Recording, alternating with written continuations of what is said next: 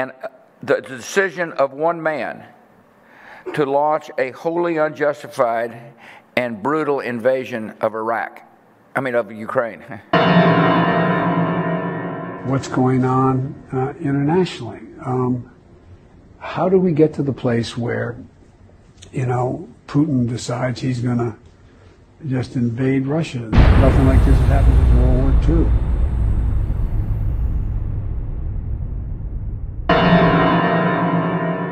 Donc, point de présentation, d'autant que ce sont nos camarades de propagande qui vont présenter cette soirée, qui porte sur un sujet qui est largement abordé dans le numéro 2 de propagande et qui a donné déjà depuis pas mal de temps pas mal de publications chez nos amis de Delga, dont une toute dernière qui va être présentée ainsi que quelques autres par deux des auteurs éminents et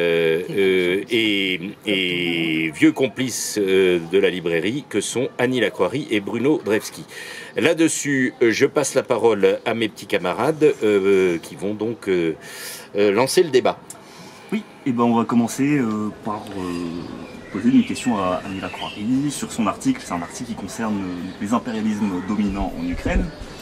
Et on va commencer par donc le début, l'intervention de l'Allemagne en Ukraine, déjà avant 1914, que vous avez documenté. Un article qui est paru dans La Russie sans œillères, un ouvrage récemment paru aux éditions Delga. Alors, il y a quand même encore beaucoup de gens qui savent qu'il a existé une marche vers l'Est de l'Allemagne, bien que le détail soit mal connu.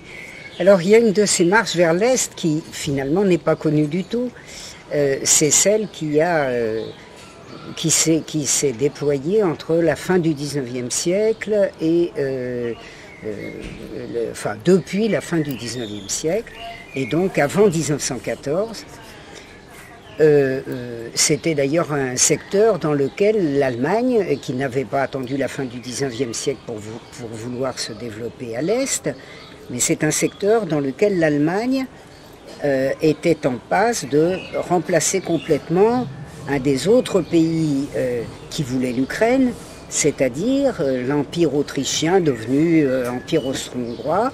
Comme l'Empire autrichien était aigretant, puis agonisant, puis mort, c'est donc l'Allemagne qui s'y est collée et qui avait très envie des marches russes. L'Allemagne briguait évidemment l'expansion dans l'ensemble de la Russie, mais elle avait intérêt à commencer cette expansion par les zones, je dirais, qui étaient les plus accessibles et les plus alléchantes, c'est-à-dire celles dans lesquelles l'impérialisme avait développé des industries modernes, puisque je rappelle que c'est à partir de 1892 que, sous le ministère de Witt, l'impérialisme étranger a pris quasi entièrement possession des industries et des activités financières neuves de la Russie. Parmi tous ceux qui se sont jetés sur la caverne d'Ali Baba, il y avait bien sûr l'Allemagne, il y avait tout le monde. Il y avait la France, il y avait les États-Unis, il y avait la Belgique, il y avait la Suisse. Enfin, il faudrait faire un bottin de l'impérialisme. On peut regarder les tableaux de l'impérialisme, stade suprême du capitalisme, avec les noms des banques, qui sont le plus souvent les mêmes banques qu'aujourd'hui, et on constate qu'on est toujours dans le même milieu. Donc, pourquoi l'Ukraine, pourquoi les pays baltes? Parce que c'était les zones les plus développées, des zones urbaines, des zones développées, et en ce qui concerne l'Ukraine, j'ai dit tout à l'heure une caverne d'Ali Baba, il y a tout. Et les années 1890 avaient encore démontré la richesse énorme de l'Ukraine, puisque on y exploitait les matières premières, on y exploitait le charbon, on y exploitait le fer, etc. Donc l'Allemagne le voulait. L'Allemagne a donc, avant 1914, évidemment, pris les moyens politiques et idéologiques de ses ambitions économiques et a notamment financé ce qu'elle faisait dans l'ensemble de l'Empire, c'est-à-dire les mouvements autonomes, ou dits autonomes. Il faut rappeler qu'il y a, pendant la Première Guerre mondiale, un service spécifique qui est dirigé particulièrement intéressant d'ailleurs, qui est dirigé par celui qui sera le premier ambassadeur en Russie de Weimar, le comte Werner Brosdorf, qui y sera jusqu'à sa mort en 1932, et le futur ambassadeur au Vatican, von Bergen. Il dirige un service qui est le service de financement de tous les mouvements autonomes des marches. C'est pas les bolcheviks qui sont en cause, c'est la richesse de l'Empire qu'on veut désintégrer. On parle de l'Union soviétique désintégrée, eh bien le programme de désintégration, il a préexisté à la révolution bolchevique. Et par conséquent, ce qu'on ne sait en général pas, le mouvement autonome ukrainien est financé par l'Allemagne avant 1914. Le financement continue, évidemment, après la défaite sous la République de Weimar. Et au contraire de ce qu'on pense, ça n'est pas du tout l'hitlérisme qui, évidemment, dans la conjoncture qu'on connaît, a plutôt développé les moyens, mais les moyens étaient considérables, c'est-à-dire que c'est un fil rouge que ce financement allemand de ce qu'on appelle l'autonomisme ukrainien, maintenant ça s'appelle l'indépendance ukrainienne, et qui court, il faut y insister, jusqu'à aujourd'hui sans aucune interruption. Bruno, est-ce que tu pourrais nous éclaircir les rapports qu'entretenait la Pologne avec l'Ukraine? Alors oui, enfin, c'est un peu compliqué, c'est-à-dire jusqu'en 1918, il n'y a pas d'État polonais, mais il y a déjà une rivalité, en particulier, l'impérialisme allemand joue plutôt la carte ukrainienne que la carte polonaise, qui est un peu compliquée pour lui, tout en essayant aussi de jouer un parti pro-allemand. Et donc, dans le cas polonais, il y a toujours une hésitation entre guillemets, quel est le meilleur ennemi? Est-ce que c'est l'Allemagne ou est-ce que c'est la Russie? Donc ça, c'est évidemment un point essentiel. Par ailleurs, évidemment, les Polonais eux-mêmes sont dirigés par des élites qui sont très liés aux grands propriétaires terriens de l'Est de la Pologne, c'est-à-dire des propriétaires terriens qui sont en Ukraine et en Biélorussie. Et du coup, quand la Pologne renaît à l'indépendance, ces grands propriétaires terriens ont en quelque sorte les moyens d'influer la politique polonaise, non pas en direction de revendiquer des territoires où les Polonais sont majoritaires, mais aux dépens de l'Allemagne, mais beaucoup plus des territoires de l'Est, ce qui permet évidemment de faire d'une pierre deux coups, puisqu'il s'agit à la fois de se battre contre la Russie bolchevique et de se battre contre la Russie pour essayer de prendre pied en Ukraine et en Biélorussie, tout au moins pour une grande partie des élites possédantes. C'est d'ailleurs là-dessus que va plus tard se caractériser la politique de Beck en Pologne dans les années 30, dans la mesure où, ayant toujours cet objectif à l'Est, on faisait toutes les géniflexions possibles à l'égard de Berlin, en comptant que Berlin allait finalement aider la Pologne. Alors qu'en même temps, effectivement, comme l'a dit Annie, l'Allemagne, sa stratégie, c'est plutôt de jouer la carte ukrainienne, dans la mesure où il n'y a évidemment aucune contradiction entre les intérêts des nationalistes ukrainiens et les intérêts de l'Allemagne, alors que, bien sûr, pour les Polonais, c'est un peu plus compliqué.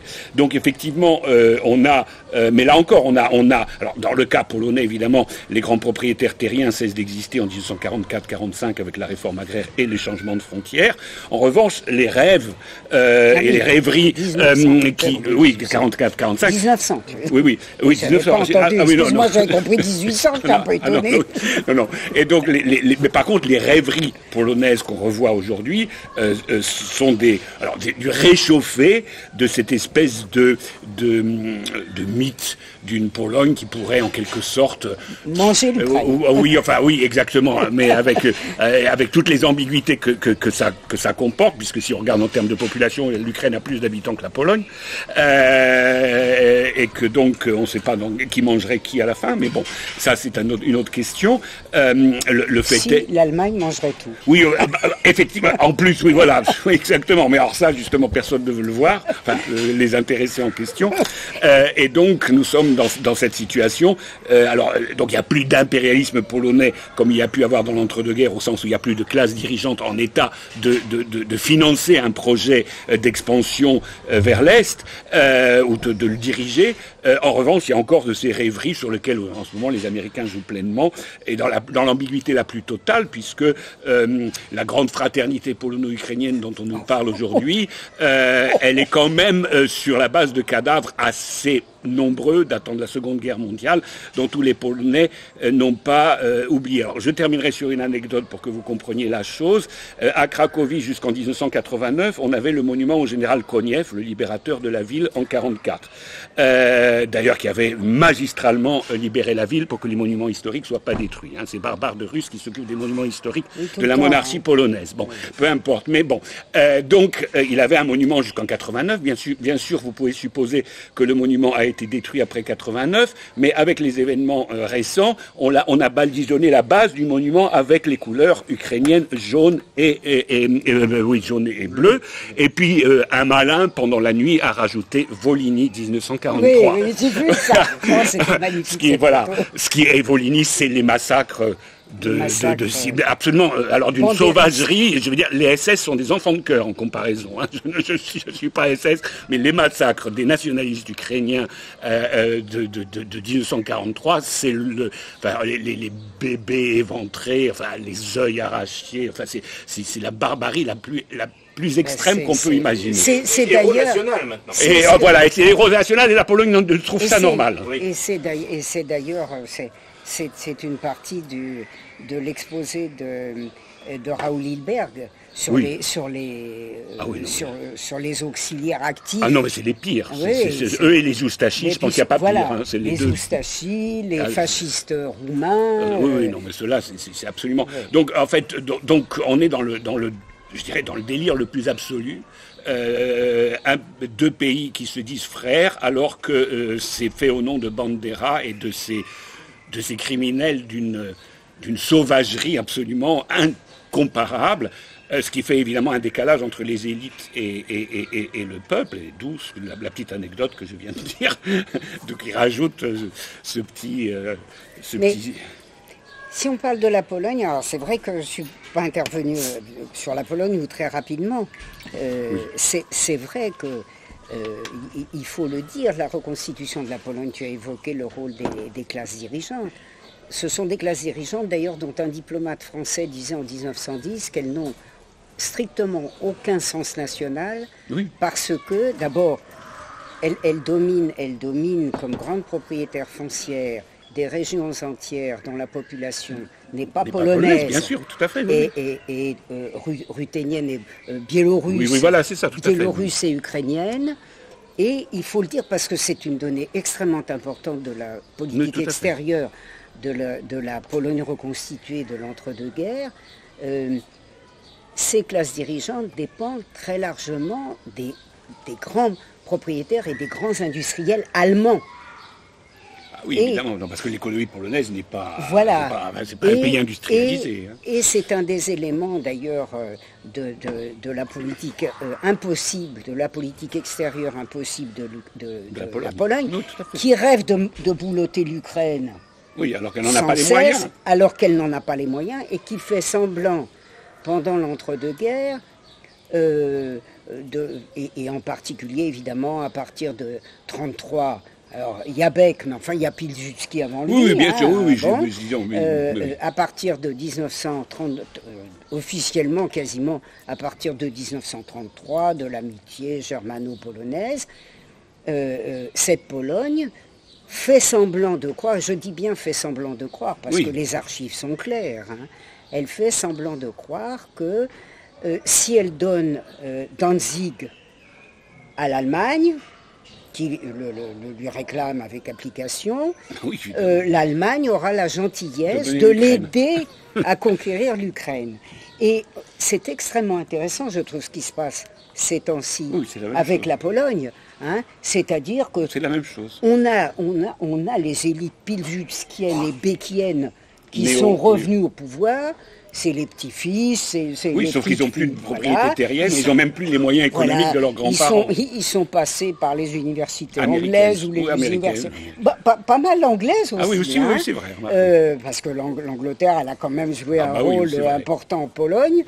Et ce sont les mêmes ambitions vaines, stupides, qui faisaient dire à un de nos agents, un excellent agent, qui s'appelait Nack, qui disait en 1945...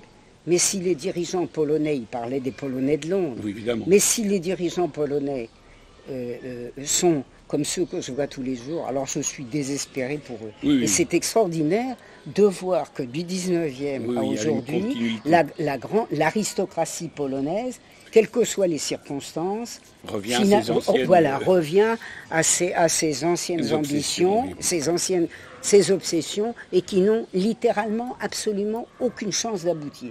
Encore moins maintenant qu'il arrive. Sauf que maintenant, en général, il s'appuie sur les Américains, parce que les Américains ont fait relancer le projet. Alors, sous Piłsudski, c'était Intermarium, les Américains appellent ça l'entre-trois-mers, mais c'est la même chose, avec une Pologne qui serait le noyau, enfin on leur fait croire qu'elle serait le noyau intégrateur entre l'Allemagne et la Russie. Comme les Allemands le lui ont fait croire, les Américains le lui font croire, et les Allemands... Évidemment, la Pologne, c'est aussi un objectif considérable d'expansion allemande. Ah oui, bien sûr. Voilà, et d'expansion américaine. Enfin bref, on est au cœur. L'Allemagne ciblait la Russie comme en fait, deux cibles. En réalité, à ce moment-là, déjà avant 1914, c'était la Russie, mais aussi la Pologne. En fait. Bien sûr. Il y avait...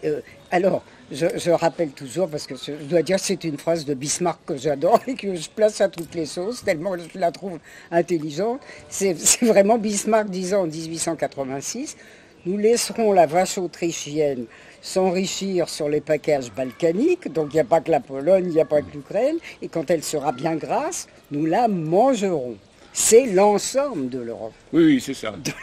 De l'Europe balkanique. Hein, oui, donc il faut qu'on sache quand on parle de l'Ukraine que évidemment on ne parle pas que de l'Ukraine. Hein. Et ce dont il s'agit aujourd'hui, il s'agit d'intégrer l'Ukraine dans l'Europe, la nouvelle Europe. Voilà. Le nouvel ordre européen. Voilà. C'est vrai que tout ça ne semble pas très neuf, somme toute. Et si on devait en venir, je vous coupe pas, on en vient au moment où c'est plutôt l'intervention des Américains. Pour les États-Unis, même si c'était l'Allemagne au début, donc il y avait la main mise sur l'utilisation de l'Ukraine, il y a un moment après ça où on a l'impression que c'est quand même plutôt les Américains, même si l'Allemagne reste constante. Je ne sais pas si on peut dire que c'est plutôt les Américains. Ce qui est remarquable, c'est la constance de l'intérêt du Reich, de l'Allemagne pour l'Ukraine, qui s'est poursuivi sans aucune interruption. Mais évidemment, il y a les aléas des guerres qu'ils ont perdus. Alors, ça n'a pas du tout, il faut y insister beaucoup, ça n'a pas du tout empêché l'Allemagne de jouer un rôle déterminant dans l'entre-deux-guerres, y compris immédiatement après la défaite, d'autant que l'Allemagne a eu un moment l'intelligence de... se placer la première pour rétablir des relations, notamment économiques, absolument indispensables avec la Russie. Je rappelle que la dépendance de l'Allemagne aujourd'hui de la Russie, c'est une très vieille affaire. Oui. Le premier client, le premier fournisseur de l'Allemagne en 1914, c'est la Russie. Ça n'empêche pas l'Allemagne de faire la guerre à la Russie, rien n'empêche, hein, mais c'est quand même évidemment une donnée très importante. Et par conséquent, cette présence allemande, elle est une constante. Il ne faut pas s'imaginer qu'il y a un moment où ça a cessé.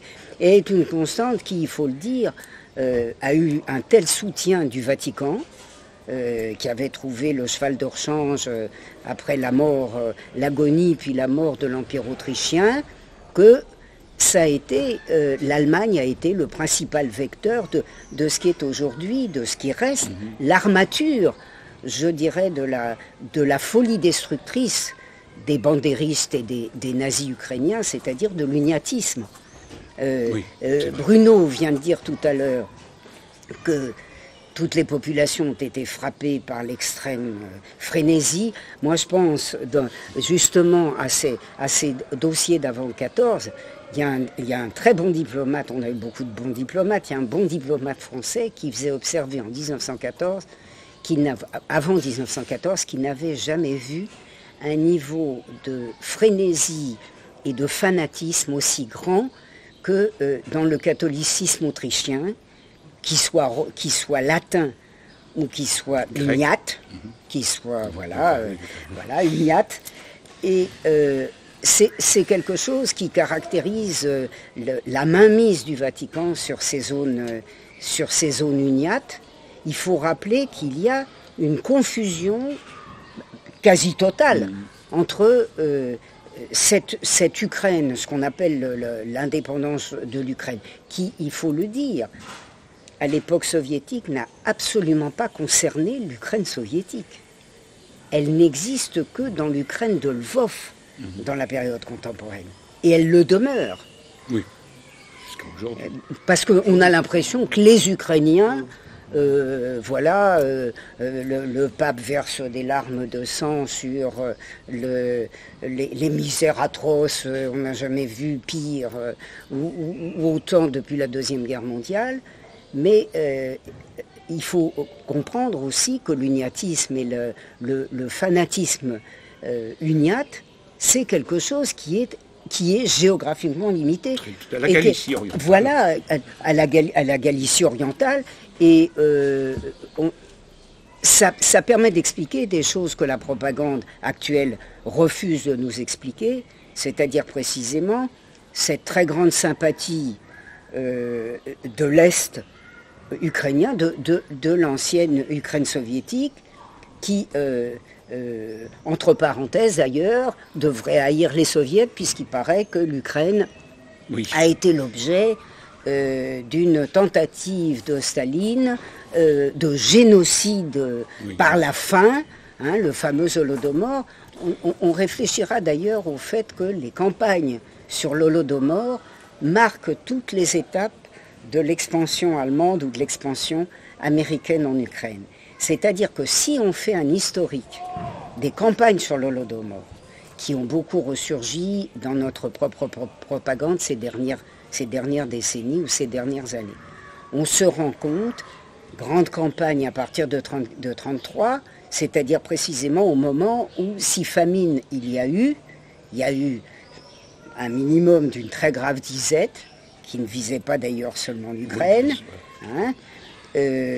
Tauger, qui a fait toute une série d'articles publiés par Delga, l'a très bien montré. Et il n'y a jamais eu, d'une part, il n'y a jamais eu de famine génocidaire, et surtout, ceux qui auraient dû conserver le souvenir de la famine génocidaire, c'est ceux d'Ukraine soviétique, puisque, à ma connaissance, l'Ukraine de Lvov, l'Ukraine alors polonaise de Lvov, n'était pas concernée.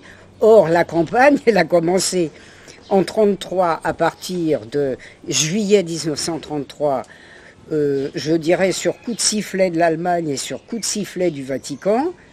Et il est extraordinaire que le niveau de propagande atteint ne permette pas aujourd'hui, je ne vais pas dire à toute la population, on l'a même, enfin, bon, mais aux intellectuels, aux historiens, aux politistes, de comprendre ce qui est le minimum, c'est-à-dire comment une campagne sur le génocide peut commencer quand l'éventuel génocide est fini, puisqu'il n'y a pas une famine de 1933, la récolte de juillet 1933 est excellente, et elle met fin aux difficultés alimentaires de 1931-1933.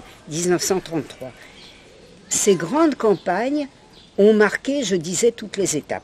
Énorme campagne allemande, vaticane, polonaise, bien sûr, parce qu'il y a un rôle de la Pologne de Lvov énorme dans ce dispositif. Quand, en 1933, c'est-à-dire au moment où l'Allemagne prévoit l'absorption totale de l'Ukraine, parce que l'Allemagne a le projet qui est établi confirmé par toutes les chancelleries, de manger l'Ukraine. Ce qui aboutira d'ailleurs, il faut le dire, parce qu'on nous l'a sorti encore, je l'ai encore entendu, l'affaire Toukhatchevski, les massacres de Staline, etc. En 1937, l'affaire échoue, mais il y a eu un vrai projet de mettre la main sur l'Ukraine avant même la guerre mondiale.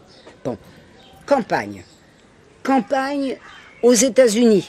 Alors ça, c'est très intéressant d'ailleurs sur le contrôle américain sur l'Ukraine, puisque précisément c'est dans les années 30 que l'intérêt américain pour l'Ukraine, qui s'était largement dissimulé dans les années 20 derrière les propres entreprises allemandes, mais les Allemands collaboraient beaucoup avec les Américains, l'intérêt propre des Américains se dessine très fortement dans les années 1930, et il se dessine en particulier par les grandes campagnes sur l'Holodomor que lance la presse Hearst, exactement à partir de l'été 1933 et surtout de 1934-1935, comme l'a remarquablement montré en 1986 un Canadien, qui était d'ailleurs photographe et militant, qui a fait une des premières reconstitutions, sinon la première reconstitution de ce qui s'était passé depuis les difficultés ou la famine ukrainienne jusqu'à la guerre et même au-delà de la guerre. Je le dis parce que je ne l'ai pas mis dans la communication, mais il faut le dire. Madame Applebaum, Madame Anne Applebaum, qui fait florès ces dernières années, je dois dire évidemment dans notre presse aussi, avec des ouvrages tous plus effrayants les uns que les autres, parce que on donne dans l'horreur là depuis quelques décennies, et en particulier... Qui est l'épouse de Sikorski, le ministre polonais des Affaires étrangères. Voilà. Enfin, tout se retrouve, tout ce beau monde se retrouve. Qui est une universitaire américaine d'origine ukrainienne. Oui, universitaire, enfin quand on regarde le détail, elle a surtout fait dans le journalisme, mais enfin elle aurait pu être universitaire, hein. Elle est pleine de diplômes, etc. Et cette dame Applebaum, qui a fait récemment quelque chose sur la famine, le génocide, etc., je le dis, s'en prend à ce photographe canadien avec une frénésie qui est un peu surprenante, parce qu'un modeste militant communiste canadien, photographe, qui fait retenir un une telle bouquin, attention d'une telle étoile. Je signale que le livre sur qui s'appelle Famine, fascisme en Ukraine est un livre malheureusement en anglais seulement, qui est en ligne et par conséquent accessible, évidemment, à partir du moment où on veut le consulter. Oui, et où on lit l'anglais. Et donc, ces immenses campagnes n'ont pas cessé. Elles se sont déployées sous Reagan. Oui. Ça a été terrible. Les trotskistes y ont contribué activement, de toute façon, à partir du moment que nous connaissons. Quand on parle des États-Unis, à partir de... Mais les trotskistes aux États-Unis, mais surtout les trotskistes chez nous, et en particulier en France. Oui, mais aux États-Unis aussi. Oui, aux États-Unis. Aux États-Unis aussi. Donc, on a ces grandes campagnes ukrainiennes des années 80 qu'a justement analysé cet ouvrage canadien. Et ces dernières années, ces dernières décennies, c'est délirant. C'est-à-dire que on a repris les campagnes ces dernières années, on en a eu partout, dans les revues de Sciences Po. On n'en a jamais autant parlé en France. Bon, il faut quand même le savoir. Qui d'entre nous, et notamment parmi les plus vieux d'entre nous, en France... Mais l'objectif, c'est aussi de relativiser le génocide hitlérien. Ah ben, parce que non, mais ça... c'est aussi ça. Non, ça permet pour l'Allemagne c'était le premier objectif. C'est ce qu'on appelle l'antitotalitarisme. Puisque un célèbre homme des services passer du MI6 à la CIA était monté jusqu'à 17 millions. Ah bah c'est terrible. 17 voilà. Non, là c'est vraiment... Mais ça Hitler est n'était un enfant plus un cœur, paraît-il. ça n'est plus... Je fais mieux que votre génocide pour les Juifs. C'est ça, exactement. C'est ça. De Parce fait, c'est ça l'objectif. on reste sur le noyau central, hein, quand même. Pas moins de 5 millions. Hein. Oui, oui. Hein, plutôt 6 même. Mais c'est monté jusqu'à 12 ou 17. Hein. Bon. Et donc, cette campagne sur le génocide, elle a accompagné toute l'offensive allemande, toute l'offensive américaine. C'est un des éléments, finalement, qui, dans la propagande, dans la campagne idéologique des États-Unis ces dernières années en Ukraine, a permis à Madame Nuland, devant le Congrès, d'avouer que la propagande en direction de l'Ukraine avait représenté 5 milliards de dollars, n'est-ce pas? Et quand on dit ça aujourd'hui, sur une liste universitaire, on se fait littéralement incendier. Heureusement qu'ils ne sont pas là, parce qu'on se ferait lyncher. Oui. Voilà. Puisque vous avez parlé de famine et donc de paysannerie, c'est l'occasion peut-être de demander à Bruno de donner quelques éléments d'analyse de classe de la partie ouest de l'Ukraine, en particulier de la Galicie, et de ce qui a conduit à cette haine des Russes. Oui, enfin, de toute façon, en Galicie, j'ai envie de dire, on haït beaucoup de gens.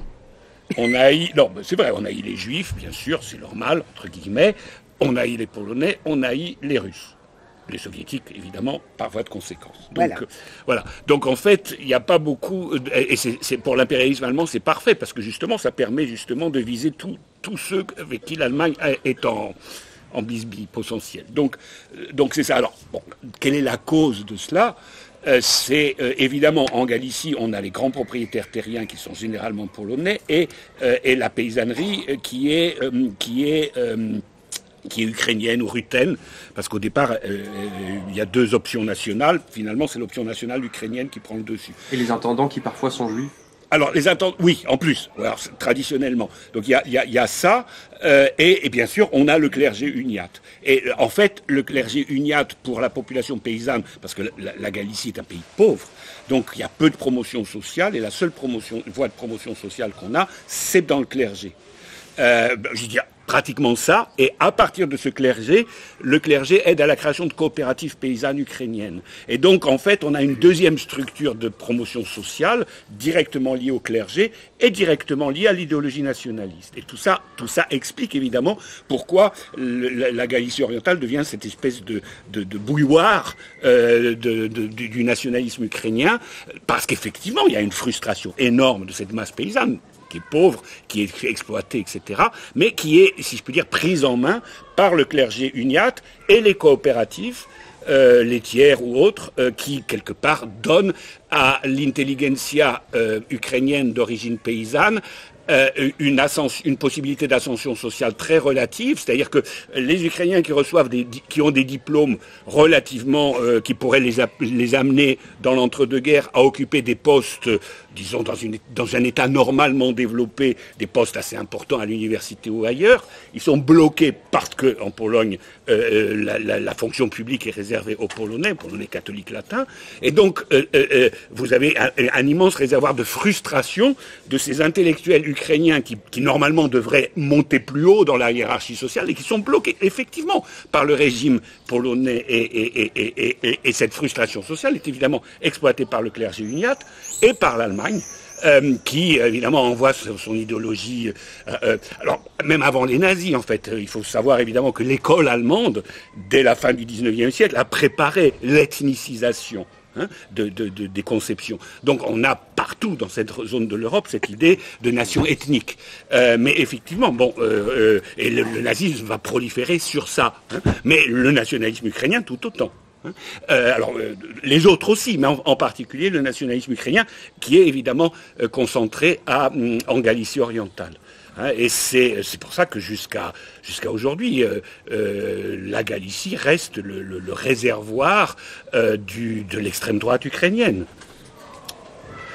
Alors, d'ailleurs, tu l'as rappelé tout à l'heure, c'est vrai qu'on mesure quelle utilité a l'absence totale de connaissances historiques quand on voit la propagande qui s'est installée à partir du début de l'exode d'une partie de la population ukrainienne, puisque on nous expliquait qu'il y avait un élan de solidarité, un amour des Polonais pour les Ukrainiens. Ils ont passé tout l'entre-deux-guerres à être en guerre.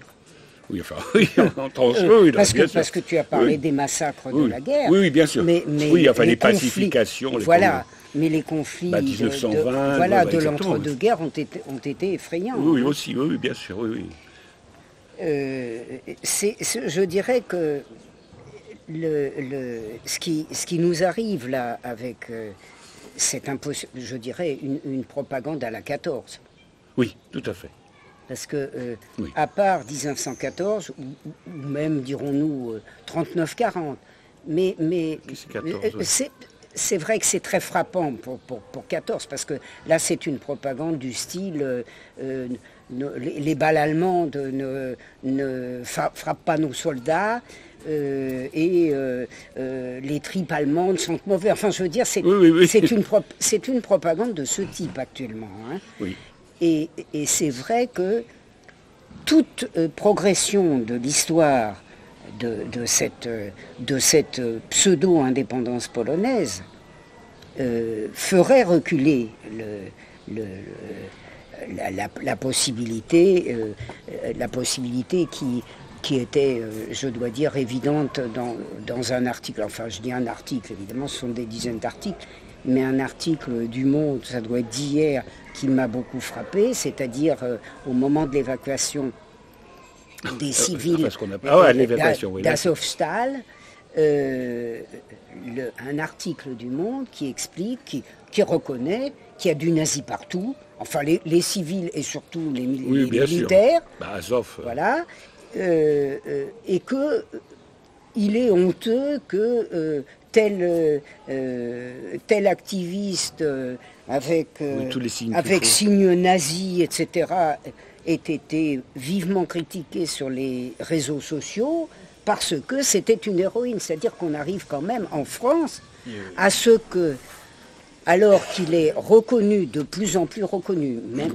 dans notre propagande, que, en effet, une partie essentielle des forces armées ukrainiennes, y compris des forces armées officielles, sont constituées de nazis qui non seulement ne se cachent pas de l'être, mais qui affichent leurs insignes, soit nazis, soit assimilés, soit désormais, après une tentative de propagande du style, mais non, il y en a à peine, il y en a 2000. Au départ, ça commençait quelques centaines. Voilà. Maintenant, ça n'est plus ça, c'est pas du tout, c'est légitime, car ce sont des patriotes absolument impeccables. C'est la même chose pour les bandéristes, par exemple, parce qu'aujourd'hui, quand on s'intéresse aujourd'hui, par exemple, aux nationalistes ukrainiens, on va tomber sur cette image de ok, ils étaient nazis, mais ils étaient résistants. Enfin, c'est un côté, ils étaient nationalistes, mais ils ont résisté au nazisme. Cette image de... Ah oui, soi-disant, oui. Ça c'est d'ailleurs très important, parce que, et on ne le sait pas en France, ça ne se dit jamais, une partie très très importante des activités idéologiques de l'uniatisme ukrainien, enfin de Bandera, de tous toute la mouvance, que ce soit Liebed ou que ce soit Bandera, Stetsko, voilà. Bon, il y a deux courants, mais enfin tout ça aboutit au même massacre et finalement au même type de rapport avec les Allemands. Et ces courants ukrainiens, ils ont affirmé leur nazisme, mais comme finalement c'est complètement inconnu chez nous, on en est arrivé d'abord à dire que ça n'était rien, que ça n'était pas vrai, et que si c'était, ça n'était pas grave, que d'abord ça n'était pas très important, et que si c'était important, ça n'était pas grave parce que c'était patriotique. Et la réhabilitation, on a l'impression que cette réhabilitation des uniates ukrainiens, elle est allemande ou elle est américaine. Elle n'est pas seulement allemande et américaine depuis 1943, c'est-à-dire depuis le moment où les bandéristes et associés ont très bien compris, grosso modo, à partir... Excuse-moi, je ne sais pas si tu as lu le livre de Semenov, d'espionnage, là, qui raconte ça, qui s'appelle Opération Barbarossa, c'est à lire. Et il explique très bien, même si c'est un peu romancé, mais c'est fondamentalement vrai, comment, y compris les services allemands nazis, se faisaient une compétition, parce qu'il y avait l'armée, les autres qui voulaient prendre le pouvoir en Allemagne dans le Reich, et qui se faisait la compétition entre Göring, Eichmann, Heydrich, etc. Et en face, il y avait les bandéristes qui se faisaient la compétition entre eux aussi. Mais il y avait un malentendu fondamental de la part des bandéristes, c'est-à-dire qu'évidemment tous les nazis étaient d'accord, on va vous raconter qu'on va vous rétablir la Grande Ukraine, etc. Mais en fait, il s'agit tout simplement de les liquider comme les autres. Et c'est quand Bandera et les autres se sont aperçus qu'ils allaient être les dindons de la farce, qui se sont retournés contre les nazis. C'est seulement à ce moment-là. Non. Retourner, c'est peut-être un peu... Semenov était trop gentil. Oui. Il faut aujourd'hui dire qu'on dispose d'une thèse extrêmement honnête d'un germano-polonais qui s'appelle Grzegorz Rosolinski-Liebe, qui a été publié, d'ailleurs, il faut le dire, par des éditions allemandes, des éditions... L'Allemagne et les États-Unis, c'est vraiment, je dirais, la pratique des dirigeants dans un sens, mais éventuellement, tout de même, la possibilité d'être vraiment informé et, par conséquent, une politique d'édition dont le libéralisme contraste fortement avec ce qui se passe chez nous. Oui. Et donc, Rosolinski a fait là-dessus une thèse qui me semble difficilement contestable. Elle n'est pas traduite, malheureusement. Elle est très grosse, mais elle est indispensable. Et qu'est-ce qu'il montre? Il montre quelque chose d'extrêmement important qu'avait déjà montré l'ouvrage canadien de 1986. Et ça, c'est vraiment quelque chose de décisif. C'est que ces mouvements, donc à partir de Stalingrad, ça sentait mauvais pour la perspective allemande, ces mouvements ont refait leur histoire, vraiment refait leur histoire, et se sont présentés comme à la fois, bien sûr, violemment anti-juifs, anti-bolcheviques, anti-ennemis ukrainiens de l'intérieur, etc., anti-polonais, mais, et à la fois, ceci est anti-nazis. Ils ne l'ont jamais été. Et je ne sais pas ce que dit Semenov. Mais il ne dit pas qu'ils étaient anti-nazis, au contraire, ils étaient plus nazis que les nazis. Non, mais qu'à un moment donné, ils se sont aperçus que leurs intérêts... Ils n'ont jamais rompu vraiment. Ils n'ont absolument jamais rompu. Oui, officiellement, d'ailleurs, ils ont un peu rompu, puisque Bandera et Setsko ont été mis en prison. Doré quand même. Doré. C'est un peu ce que Göring appelait le bunker d'honneur. C'était un bunker d'honneur. Moi, j'en ai parlé dans le cas français. C'est un cas allemand tout à fait courant à partir de 1933, au bunker d'honneur.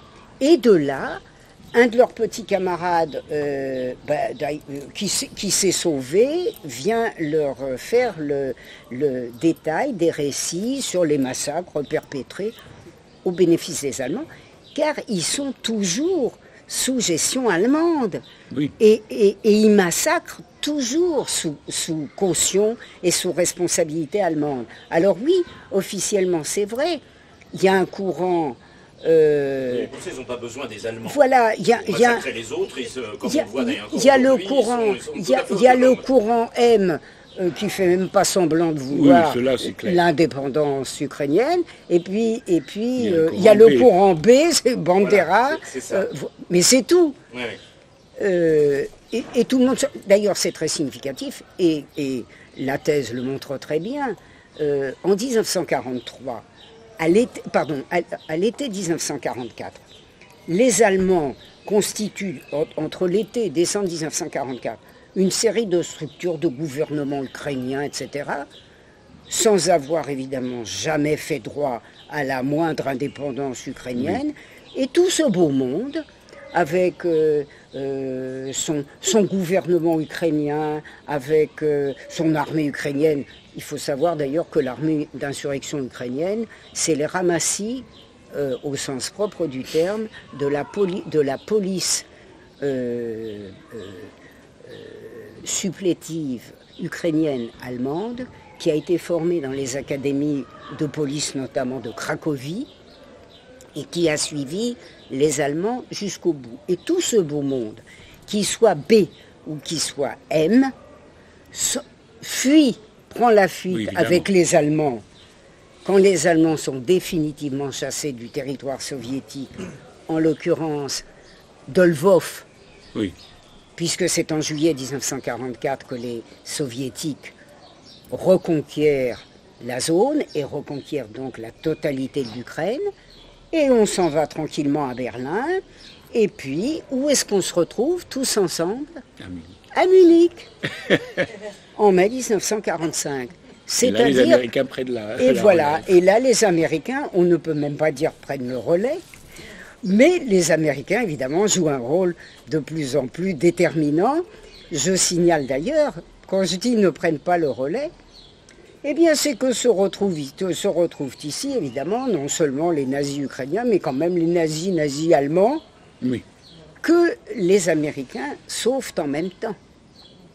Parce que un ouvrage dont j'ai beaucoup parlé, qui lui aussi d'ailleurs est en ligne, mais malheureusement seulement en anglais, l'ouvrage de Brightman et de Godin, qui est un ouvrage absolument passionnant, hein, et qui a un chapitre 5 sur l'Ukraine. Cet ouvrage le montre très bien, avec des scrupules, parce que ces deux messieurs travaillent beaucoup avec le département d'État, et bien sûr, ils s'amusent quelquefois un peu avec la chronologie. C'est-à-dire qu'ils veulent montrer que finalement les États-Unis ne se résolvent à sauver les criminels de guerre, ça c'est la thèse qui vaut chez nous, hein, qu'à partir de 1947-48. Et même disent-ils 48 ans, parce que ce serait le blocus de Berlin. Bon, malheureusement, on n'a pas le temps de détailler ici, il n'y a jamais eu de blocus de Berlin, mais bon. Mais évidemment, c'est totalement faux. C'est-à-dire que ces bonnes gens ont pris contact à l'été 1944. Oui, c'est ça. Je dis bien à l'été 1944 avec les Américains. Alors, comme Brightman et Godin sont un peu gênés de cette affaire, ils ne disent pas qui était face à face. Les Ukrainiens vont voir les Occidentaux. On est donc à l'été 44. Et c'est aussi, évidemment, le moment où les États-Unis, ça a même commencé bien avant, hein, avec toutes les manœuvres de second front, de retournement, il n'y a pas de second front, mais de retournement des fronts, qui se sont amorcés dès 1942. Il faut bien y insister. Je dis bien dès 1942. Les Anglais et les Américains ont négocié avec les Allemands pour retourner les fronts contre l'Union soviétique. Et bien évidemment, en 1944, les choses mûrissent. Et elles mûrissent aussi du côté ukrainien. Ce qui fait que on sauve les Ukrainiens, on sauve les nazis allemands. Les bandéristes ukrainiens. Les nazis. J'ai dit les nazis ukrainiens. Pas bien sûr, les nazis ukrainiens. C'est-à-dire qu'ils soient de la tendance B ou de la tendance M. Voilà. Ça n'a aucune importance. Voilà. Et donc, ce sauvetage des nazis, évidemment, je dirais qu'il s'applique d'abord aux nazis allemands. Oui. Et tout le monde est sauvé, mais dans des conditions que pratiquement plus personne ne connaît ou n'a jamais connu en France. C'est-à-dire que les Américains sauvent les criminels de guerre je dirais, ceux qui ont du sang jusque-là, c'est-à-dire des gens qui sont responsables de 10 000, de la mort de 10 000, de 100 000, de 300 000 juifs. Et il faut rappeler d'ailleurs à cet égard, ce que je ne fais pas là, il faut rappeler le rôle déterminant que le représentant spécial de Roosevelt à Berne, qui prépare l'avenir européen, Allen Dulles,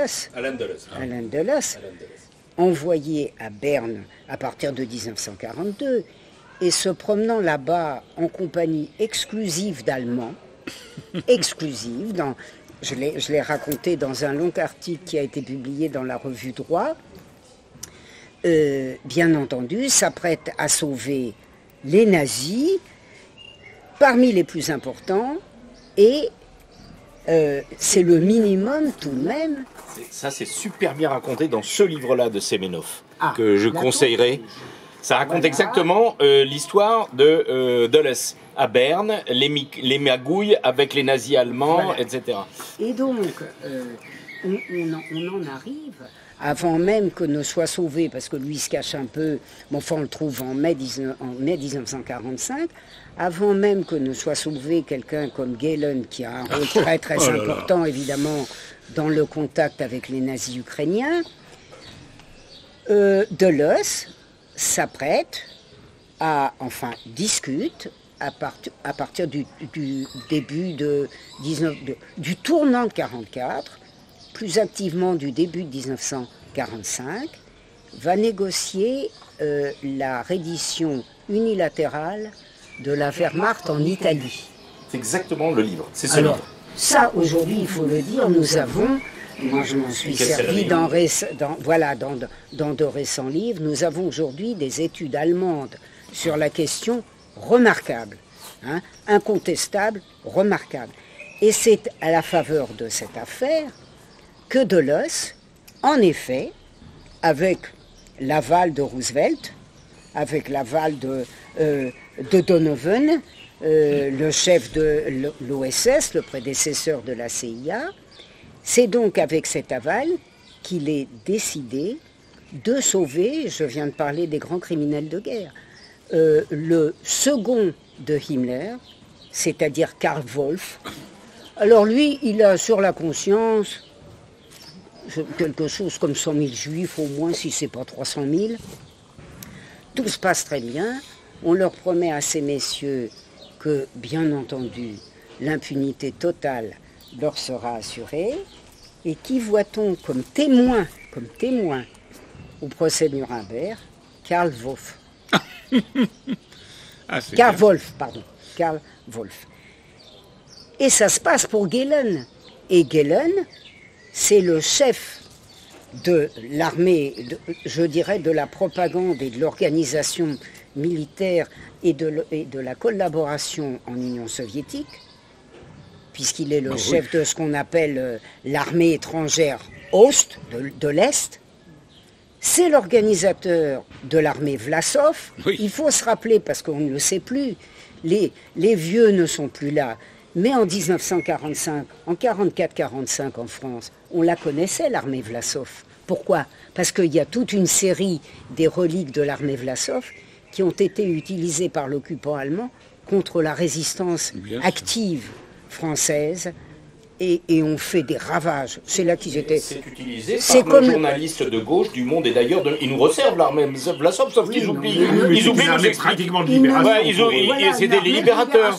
Ils nous expliquent pas du tout ce que c'était vraiment que l'armée Vlasov. Mais ils le savent peut-être pas d'ailleurs. Ils sont tellement ignorants. C'est bien possible. Ils sont tellement nuls. Parce que cette armée de mercenaires et de traîtres a été beaucoup moins utile. C'est le modèle du bataillon Azov. Absolument, a été beaucoup moins utilisé. Je dirais comme la LVF. Elle n'a pas été utilisée sur le front contre l'Union soviétique parce qu'elle s'est fait déculotter en arrivant. Elle a été rapatriée très vite et elle a été utilisée contre la résistance. C'est exactement la même chose pour l'armée Vlasov. Et le bon Gehlen, qui se fait arrêter par les Américains avec ses grosses valises pleines de documents qu'il va donner aux Américains près de Munich, se fait rapatrier à Munich et devient, qui le sait, et devient aujourd'hui et devient le chef des services secrets allemands sous tutelle américaine, bien entendu. Qui embauche-t-il?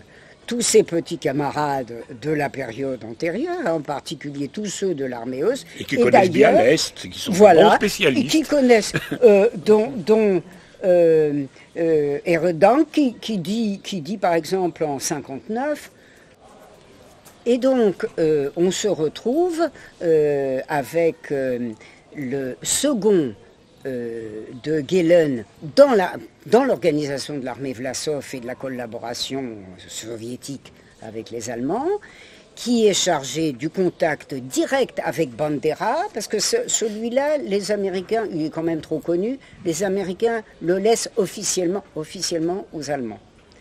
Et donc, il dit, ce second de Gehlen, mais nous adorons Bandera. Ça fait plus de 20 ans que nous le connaissons. Donc, il faut bien voir comment se fait ce mélange indissociable entre les nazis, rebadigeonnés après, parce que démocrate. Je rappelle quand même que le bon Gehlen, à partir de 1949, et de l'autonomie officielle de la République fédérale d'Allemagne, il est embauché par Adenauer pour être chef du BND, c'est-à-dire du service de renseignement allemand qui existe jusqu'à aujourd'hui. Pour les jeunes générations qui n'ont pas le souvenir du scandale, et à l'intention de ceux qui vont te traiter de complotiste ou Dieu sait quoi, il faut rappeler que c'était chose tellement courante et systématique qu'on a quand même eu l'Autrichien, là, comment il s'appelle déjà Waldheim. Oui, rappelle simplement la carrière de Waldheim, et on l'a un peu enterré, on n'en parle plus trop de celui-là, mais enfin, c'est l'exemple du jusqu'à quel point il a quand même dirigé l'Union Européenne, quand même, ce Waldheim, et qui était nazi, notoire. Je voudrais faire une remarque à cet égard. L'Europe, la bénédiction, l'Europe otanisée dont on vient de nous dire que sa solidarité, sa cohésion avait été entièrement rétablie, l'infâme Poutine aurait été le responsable de la cohésion retrouvée de l'Occident. Hein. Eh bien, l'infâme Poutine responsable de la cohésion de l'Occident, ça n'est pas lui quand même qui a constitué cette vieille alliance entre, je dirais, les nazis et l'État d'Adenauer. Et en mai 2019, quand les universitaires français européistes et bien pensants qui disposent des tribunes de la grande presse et notamment du Monde, parce que ces tendances gauches de Libération ou de Mediapart ont chanté un péant en l'honneur de Hallstein, le premier président de la Commission européenne. Parce que, comme tu te le rappelles, c'est même toi qui m'as fait connaître l'ouvrage. Je n'ai pas l'habitude de lire les ouvrages de Philippe de Villiers. Et tu m'as parlé un jour de ce livre qui s'appelait J'ai tiré sur le fil du mensonge. Juste pour que les gens comprennent, il avait, contrairement à Annie, accès aux archives de Bruxelles. Mais surtout les archives américaines. Et les archives américaines. C'est surtout. Moi, j'avais travaillé sur les archives françaises, lui sur les archives américaines. Il avait accès aux archives du fait de ses responsabilités politiques, et donc il en a rajouté sur ce qu'expliquait déjà Annie. Et là, on est. Sauf qu'il y avait le précédent Waldheim qui était quand même carabiné aussi. Et alors, il a évidemment, entre autres, parce qu'il faut dire qu'il a fait exploser des bombes de tous les côtés, tout simplement, il avait mis 100 pages d'archives, ça c'est mortel. Oui, ça, Oui, parce que ça c'est incontestable. 100 pages d'archives américaines sur les liens entre Monet et les Américains. Enfin bon, c'était marrant. épouvantable. Hein. Bon, et en particulier, alors là, c'est pas lui qui avait fait, mais c'est pas grave, il s'était servi des travaux allemands. Il y avait des travaux allemands sur Hallstein. Et Hallstein, c'est pas un petit nazi. Hallstein, c'est un nazi, un vrai de vrai, et c'est un professeur de droit qui demande à être versé sur le front. C'est pas tous les jours quand même. Hein. Et qu'on a pincé quand même en août 1944 à Cherbourg, ou en France. Oui. Hein. Bon. Et qui est un nazi, mais alors les travaux allemands sont le juriste d'Hitler. Sont effrayants. Un des juristes d'Hitler, Oui, enfin, parce qu'il y en a. Oui, il y en a quand même beaucoup. Voilà, enfin, celui-là n'était pas le dernier. Voilà. Il y a Franck quand même, voilà, Oui. tout ça, Oui, il y en a d'autres, allait très bien ensemble. Et alors c'est quand même extraordinaire, parce qu'on a une anticipation de ce qui se passe avec l'Ukraine. Mes collègues, le nez dans les archives, le nez dans les travaux allemands, à mon avis, qu'ils n'ont pas regardé, parce que ça brûle. Ils s'y attendaient pas. Ils ont été outrés. Et ils ont expliqué que Hallstein n'était pas... Mais non, il n'était pas nazi, il voulait faire carrière. Oh ben ça, c'est Ah oui, c'est original. Ah bon, C'est pas contradictoire. En général, les nazis aiment faire carrière. C'est la motivation absolument, principale. mais ça, c'est pardonnable. Oui. Et ils ont dit que, mais pas du tout, c'était pas grave du tout, et qu'il était très légitime. De vouloir faire carrière dans le Troisième Reich, que le nazi de choc Hallstein eût été le premier président de l'Union européenne. Donc finalement, on est de 1900, des années 40, parce qu'on est allé avant, mais on est dans une continuité remarquable, et qui a été masquée à toutes les étapes par cette Union européenne qui exigeait que l'Allemagne fût sucrée, badigeonnée, blanchie, de même d'ailleurs que nos propres pro-hitlériens, n'est-ce pas, dans l'ensemble de l'Europe en question. Et on se rend bien compte que la furie de propagande d'aujourd'hui, c'est une furie qui vient de très très loin. Et finalement, qui explique qu'on en revienne, y compris dans des catégories intellectuelles qu'on pourrait croire ouvertes au débat, à une chasse aux sorcières qui est effrayante quand même. Hein. Oui, là on est très au-delà même de la période macartiste. Ah oui. Même aux États-Unis, tu as vu que ils en sont arrivés dans les universités anglo-saxonnes, pas seulement aux États-Unis, à interdire Dostoïevski, Tchaïkovski dans les spectacles. Écoute, en ce qui concerne évidemment, ça ne nous éloigne qu'apparemment de notre sujet.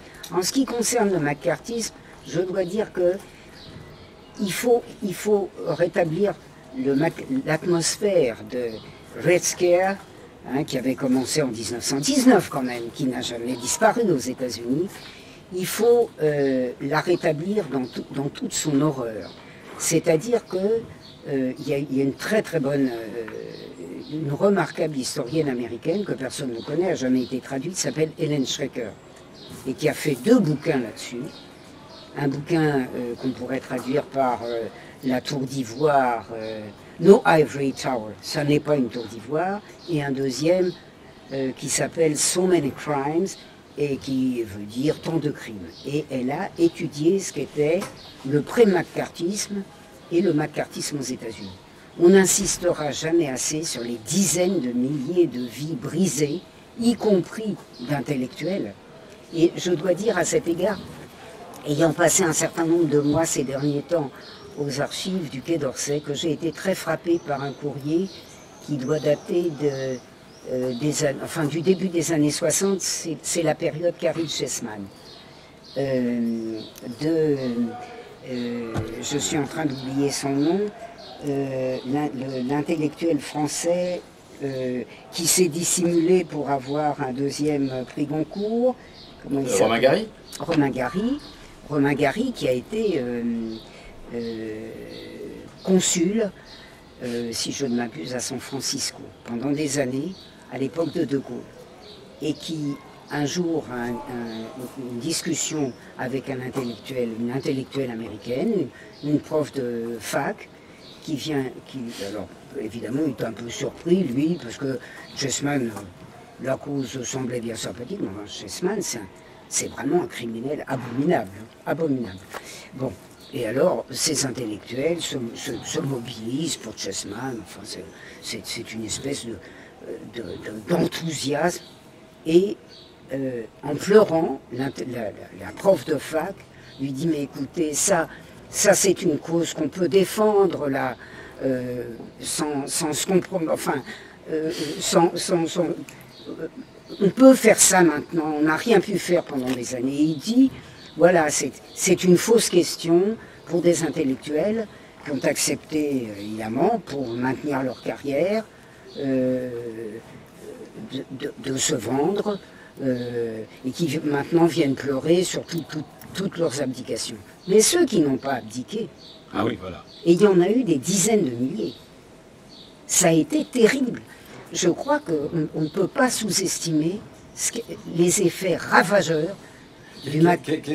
Qu'est-ce qu'il écrivait, Romain Gary? Et il disait qu'il était outré, parce que lui, il avait un très franc-parler, qu'il était outré par ses intellectuels. Oui, Romain Gary, juif lui-même, voilà, il venait résistant sur Chessman, et qui libre. n'avait jamais eu de courage dans la période macartiste, et qui maintenant, finalement, sortait du bois parce qu'il n'y avait plus de risques. Ah oui, évidemment. Voilà, mais il y a eu des risques pour beaucoup de gens, et ce qu'on ne sait pas non plus, c'est à quel point le macartisme, sur fond notamment de Congress for Cultural Freedom, ce mouvement qui a généré cet ouvrage génial de Francis Saunders, les effets ravageurs que ça a eu en Europe. En Europe, oui, bien sûr. Parce que le bilan que nous avons aujourd'hui, c'est-à-dire des intellectuels, il faut le dire, atlantisés au point qu'ils sont devenus absolument incapables d'esprit critique. Oui. C'est le fruit d'un long cheminement qui n'a jamais cessé depuis les années 1940, qui avait commencé, il faut le savoir d'ailleurs, dans l'entre-deux-guerres. Oui. Hein, ce qu'a fait Durosel, c'est aussi ce qu'avait fait Pierre Renouvin dans les années 30, dans les années 27-39. Et que donc, nous aussi, non seulement nous avons subi l'influence directe des États-Unis, la pression, il faut voir les rapports des hauts fonctionnaires français venant avouer qu'on a viré tous les communistes, et il y en avait des intellectuels communistes, et des grands intellectuels communistes au lendemain de la Deuxième Guerre mondiale, qu'on a viré tous les universitaires, qu'on a viré... Pour rappeler que tout ça, c'est la période 4e République. Hein. Oui, on a viré... Je précise ça pour les jeunes générations qui vont regarder la vidéo. Il faut les voir pleurer en disant... Mais les États-Unis, c'est un texte de 52, mais les États-Unis ne se rendent pas compte des prouesses que nous avons réalisées pour éliminer de tous les services publics, des universités.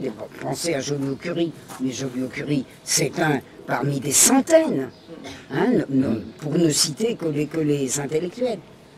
C'est-à-dire que nous aussi, nous avons subi ça, qui est, là encore, complètement occulté. Bien sûr, oui. Là, ils passent tous par l'obligation quasi statutaire de faire au moins 1 an de doctorat, de post-doctorat, de pré-doctorat aux États-Unis.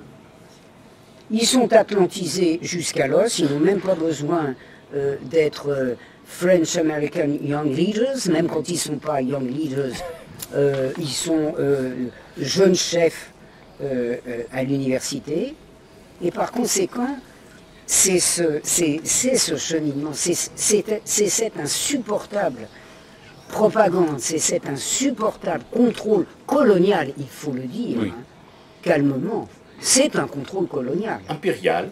Impérialiste et de type colonial. Oui, absolument. Hein, parce que nous avons été glaouisés. Oui. Nos élites ressemblent au glaoui du Maroc. Oui, je me permets parce qu'ils n'osent pas de t'interrompre, parce que nos petits camarades voulaient te poser d'autres questions. Vous nous avez expliqué que veulent les Américains, que veulent les Allemands, etc. Il y a une question, c'est que veulent les Russes? Alors on nous dit que c'est Poutine qui veut, que Poutine est fou. Laissez intervenir, vous laissez intervenir. Et puis il y aura un parallèle intéressant à faire avec la Finlande. Alors que veut Poutine maintenant? D'abord, oui, effectivement, tu as bien fait de dire, en prenant du recul, Poutine, parce que la Russie, c'est quand même beaucoup plus compliqué que Poutine. En fait, et on n'a qu'à voir la tête des dirigeants ministres russes pour voir que c'est pas des sous-fifres et des imbéciles, quand même. Lavrov, Shoigu, etc., etc. En fait, c'est quand même des gens qui ont une certaine personnalité. En fait, Ils sont pas plus modérés que Poutine. On voulait te faire intervenir justement du fait que tu parles d'un État qui est autocratique en Oui, c'est ça, oui, voilà. Bon. Alors en plus, ça nous ferait revenir très loin en arrière dans l'histoire russe, mais enfin, la vision qu'on a d'une Russie éternellement autocratique, où le chef de l'État, qu'il soit le tsar, le secrétaire général ou le président, appuie sur un bouton et tout le monde marche au pas, c'est évidemment une vision totalement fantasmée. L'autocrate est fou. Ah oui, alors maintenant il est fou. Méchant et fou. Oui, il est cancéreux, mais puis il a des problèmes aussi à ses jambes. Il y a une très longue table. Oui, bon. Mais là, je pense que le côté psychiatrique, il existe, mais c'est plutôt à l'Ouest. Quand on voit ce genre de diagnostic. On a une vision très opaque en général. Voilà, non. Donc, effectivement, on peut se poser la question que veut la Russie? En plus, la Russie, c'est compliqué, parce qu'effectivement, entre la directrice de la Banque nationale russe et le ministre Glaziev de l'intégration eurasienne, c'est pas tout à fait la même ligne qui est important. Donc déjà, la Russie est beaucoup plus pluraliste qu'on ne le pense, mais évidemment personne va vous le dire aujourd'hui, mais il suffit de voir la télévision russe et le degré des débats assez virulents qu'on a à la télévision russe pour se poser la question, où est-ce qu'on a monolithisme et où est-ce qu'on a pluralisme comparé à nos médias. Bon, alors je veux pas encenser la Russie et le système russe, mais bon, la Russie est un pays très complexe, avec une élite politique qui n'a pas forcément une vision commune des choses, et où il y a des débats très importants.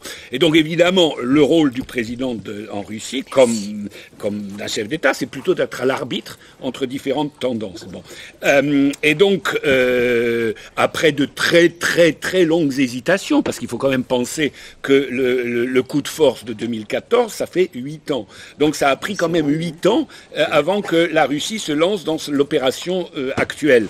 Ce qui est quand même important. Et d'ailleurs, c'est parfois reproché aux dirigeants russes d'avoir beaucoup trop attendu à un moment où, après 2015-2016, l'armée ukrainienne était dans un tel état qu'on aurait assez facilement pu liquider les choses. Mais l'économie était-elle dans... Alors, il y a différentes raisons et différentes interprétations. Il y a le fait que, en Russie, certains ont pu croire qu'on arriverait à un compromis, d'autant plus qu'on avait eu les fameux accords de Minsk.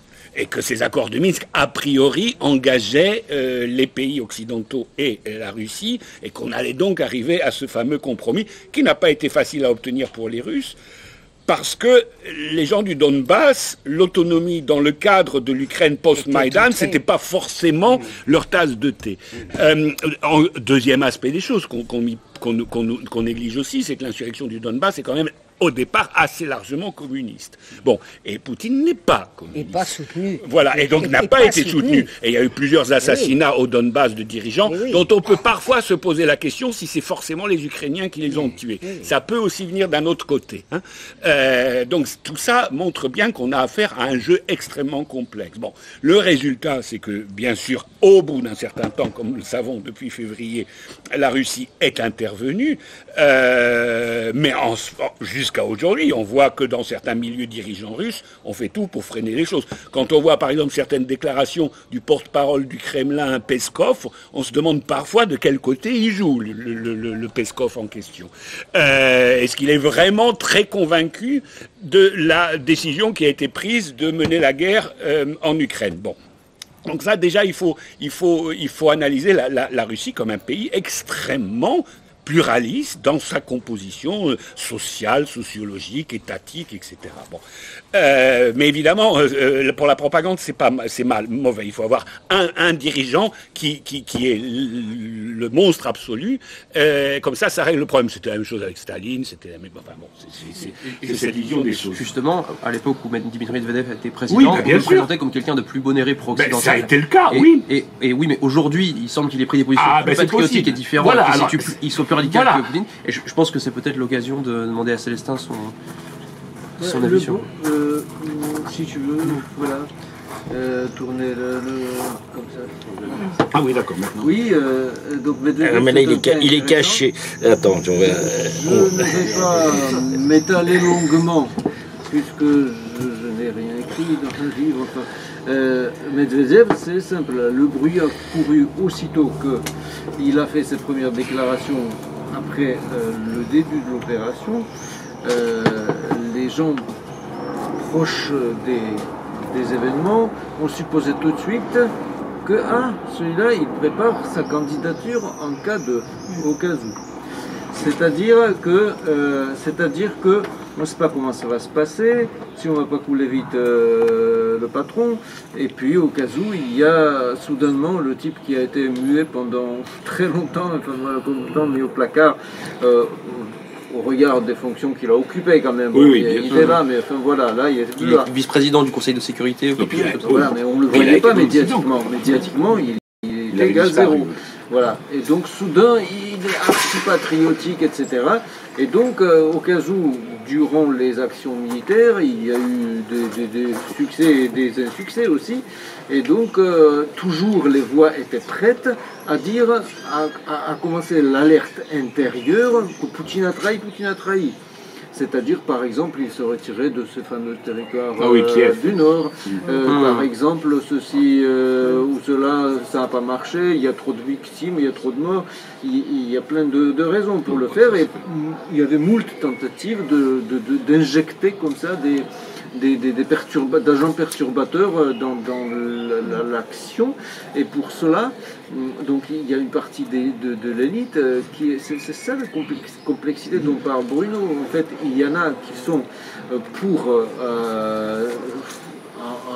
entièrement et qui sont les convaincus idéologiquement, convaincus pratiquement sur les bases historiques. Il y en a d'autres qui disent si ça ne va pas, qu'est-ce qu'on fait? Est-ce qu'on ne peut pas être éventuellement en cas de faillite, comme dans le temps Trotsky a aussi peut-être voulu, au cas où, en cas de perte, il faut un Gauleiter, il faut les gérants nouveaux. Et donc dans la précipitation qu'a la Douma parfois à dire, on va empêcher que les membres d'Azov qui ont été récupérés d'Azovstal puissent être échangés contre des prisonniers de guerre. Oui, ça c'est un mesure de blocage.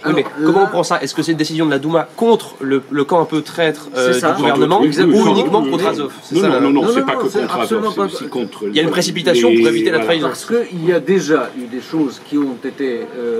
maintenant, on n'en discute pas, enfin, on ne s'acharne pas là-dessus, parce que il y a mieux à faire en ce moment, etc. Tout le monde comprend. Enfin, je décris l'état d'esprit. Mais tout le monde garde la rancune pour ceci, cela, pour le retrait de Kiev. Bon, l'armée, elle peut toujours se retirer ou avancer, aligner la ligne de front. Enfin, il y a plein d'actions militaires qui sont des fois nécessaires. Mais là, il y a quand même plein d'éléments qui restent inexpliqués. Le séquencement des événements était... pour certaines choses bien bizarres. À quoi penses-tu? Le retrait parce que derrière le dos du chef suprême, on peut faire des choses. On ne sait pas ce qui se passe derrière le rideau.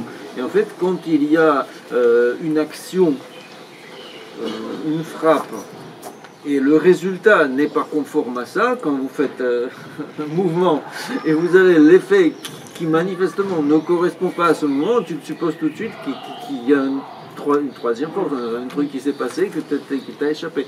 Enfin, c'est cet effet-là qu'observe tout analyste, qu'il soit l'analyste de circonstances youtubeurs, que des analystes du plateau de télé très compétents. Et que les officiels, enfin les dirigeants, tels Padakovski, enfin il y a des dirigeants militaires de sur place qui ils sont concordants sur cela. S'il y en a qui... Oui, juste pour que ce soit un peu clair pour les gens qui vont écouter ça et qui ont un peu suivi les événements, il faut préciser que il n'y avait aucune raison militaire à retirer la les troupes qui encerclaient Kiev et qui... Il y avait donné des explications, soi-disant, qu'on avait besoin de forces supplémentaires. Ce qui est complètement faux. Voilà, les Russes, l'état-major, le reste savent très bien que c'est pas vrai, que c'était pas pour cette raison-là. Voilà, mais c'est eux qui l'ont... Et encore moins parce qu'ils auraient risqué quoi que ce soit de la part des Ukrainiens. Là, ça reste un point d'interrogation et c'est ce à quoi tu fais allusion. Des lacunes manifestes sur certains actes, sur certains faits. Et donc, il y a toujours cette complexité sur le terrain, des gens qui... d'une part sont pas contents, mais d'autre part se disent bon bah il faut quand même qu'on soit ensemble, enfin qu'on se soit raccordé. Voilà. Mais il faut quand même. Medvedev dans ce jeu-là, pour l'instant, il a joué le rôle plus ou moins démagogique parce que maintenant les Russes n'ont pas besoin d'être consolidés par Medvedev. Je veux dire, voilà, il y a d'autres têtes parlantes qui les rassurent beaucoup mieux. Et celui-là, quand il parle, il se pose plutôt des questions, sachant que disant que c'est mieux qu'il dise ça que ce que sort parfois un Peskov, parce que là c'est complètement ambigu. Et là, celui-là au moins, mais quand même, je n'ai pas vu parler comme ça il y a un an, hein, et tout le monde se dit, voilà. Donc c'est toujours à prendre avec beaucoup de précautions. Avec beaucoup de précautions, mais il faut le dire que ces plans-là, jusqu'à présent, n'ont rien donné, parce que ces choses-là sont prévues pas pour le long terme. Ces choses sont prévues pour des événements immédiats éventuels, donc qui n'ont pas eu lieu. Donc l'effondrement économique n'a pas eu lieu. Mais ça, il était bien planifié pour qu'il n'ait pas lieu. Il a lieu, mais pas en Russie. Oui, c'est ça. C'est ça. Mais il était... annoncé avec toutes les trompettes tonitruantes. Oui, au début. Et puis, une semaine plus tard, il n'est pas là, donc on passe au plan B, etc. Donc, voilà. Donc, puisqu'on parle d'effondrement économique, hier, Poutine avait une réunion avec les représentants de l'industrie pétrolière russe, et il dit qu'on a l'impression que les hommes politiques occidentaux et que les économistes occidentaux soit oublient les règles économiques et les lois économiques de base, soit choisissent de les ignorer. Alors, quelle est la part de l'incompétence chez des Habeck, chez des Baerbock, et quelle est la part de l'asservissement et de l'alignement? Oui, mais enfin là, puisque c'était la question, c'est dans la tête de Poutine, c'est-à-dire des Russes. Je pense que là, les gens ils n'avaient pas besoin de se poser des questions sur ce qu'il y avait dans la tête de Poutine ou des Russes, puisque ça a été clairement dit, à commencer par Poutine lui-même. Mais sur les compétences économiques de l'équipe de Poutine, je pense qu'elle a fait la démonstration de ses compétences aussi. Comme tu l'as rappelé, le moins qu'on puisse dire, c'est qu'il y a zéro effondrement économique de la Russie actuellement, et c'est plutôt le contraire. La question porte sur l'autre camp, justement. Oui. Donc, l'autre camp russe. Voilà. Non, l'autre camp occidental. L'autre camp occidental. Pro-occidental. Sa question portait sur le C'est une question extrêmement compliquée. C'est-à-dire, ça rejoint la question quand celui qui dit que Poutine est fou, le collectif propagandiste occidental, est-ce que lui, il est fou? Oui, c'est ça. La vraie question, elle est là. La vraie question est là. L'exemple type, c'était l'Allemagne, en fait, et on a compris ce que... Moi, je me demande d'ailleurs, de toute façon, on ne peut pas répondre de manière précise à ce qui relève de la conjoncture. Moi, je ne crois pas au somnambulisme. J'ai été très opposé au livre qui a bénéficié d'une aura, au livre de Clark, dont je ne me rappelle pas, je me demande si c'est pas australien. Sur les somnambules, vous avez cette thèse, là aussi. Comme en 14. Cette thèse tout à fait intéressante et qui fait penser à la propagande sur le génocide, l'Holodomor. Il y a encore pire maintenant, c'est Snyder, qui publie beaucoup. Oui, mais ça a été un lancement du type du livre noir du communisme, les somnambules. C'est-à-dire le thème, il faut se le rappeler, le thème selon lequel finalement, la Première Guerre mondiale avait été essentiellement due aux Russes et aux Serbes. Oh, c'est serbe, là. Oui, 2000. c'est bien de résumer parce que c'est ça en réalité. Ah ben c'était ça. Et les horreurs d'ailleurs, postérieures, c'est les Russes aussi, évidemment.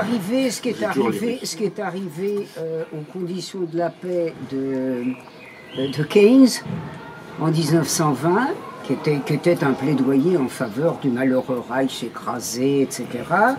Il a eu un nombre de rééditions en Allemagne, je sais pas, il a eu une médaille de je ne sais quoi, je sais pas, peut-être 30 rééditions. Oui, là aussi, pour le contexte et pour les gens qui vont regarder la vidéo, Keynes, à l'époque de Bretton Woods, y compris... Non, mais là, je parle de... non, mais je veux dire, y compris à l'époque de Bretton Woods, mais même avant, donc à la fin de la Première Guerre mondiale, s'opposait formellement au chauvinisme français, qui voulait saquer ces pauvres Allemands, c'était une très mauvaise idée, etc. Et Keynes était déjà un grand défenseur... de l'Allemagne, de son économie, du Reich, etc., contre les rouges français. Oui, et puis contre... Et russes, évidemment. Enfin, pas seulement les rouges, d'ailleurs. Donc, ça reposait évidemment sur les oppositions très fortes entre l'impérialisme anglais et l'impérialisme français. Mais je veux dire, se poser question... psychopolitique, c'est même plus de la politique. Non, ça. Bien sûr. Je crois que ça n'a pas d'intérêt. Enfin, ça n'a aucun intérêt. Nous ne pouvons pas répondre à ça. De toute façon, nous risquons de nous tromper. Je crois que ce qui est surtout intéressant, c'est de réfléchir aux raisons pour lesquelles les États-Unis ont tant besoin de la guerre. Ah, voilà. D'une guerre générale. Oui, et là, ils s'en cachent plus, hein. Voilà. Parce que là, les déclarations de Biden, excuse-moi, c'était très clair. On veut les battre sur le terrain, on veut leur faire la guerre, leur filer une déculottée jusqu'à la mort du dernier Ukrainien. Là, on n'est plus dans la conjecture, on n'est plus dans la psychologie, on est dans, finalement, ce que, un petit peu tard, Eisenhower, sur la fin de son deuxième mandat présidentiel, en janvier 1961, a appelé ce complexe militaro-industriel qui finalement pourrissait la vie. Excuse-moi, juste une très brève incise, parce que ça, les gens n'imaginent pas que c'est Eisenhower qui a proposé ce nouveau paradigme, comme disent maintenant nos mondains, le nouveau paradigme capitalisme, appareil militaro-industriel américain.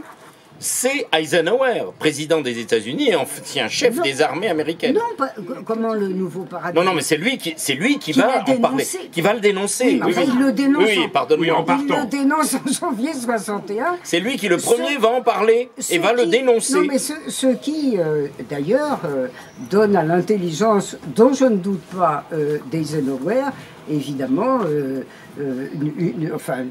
donne la confirmation de l'intelligence d'Eisenhower, qui s'était mis, comme tous les chefs de l'armée, je dis bien comme tous les chefs de l'armée, au service direct de l'impérialisme américain et des grands financiers, parce que c'est une des données qu'on est... Bon, là aussi, de toute façon, il faut le dire, on ne fait jamais d'économie.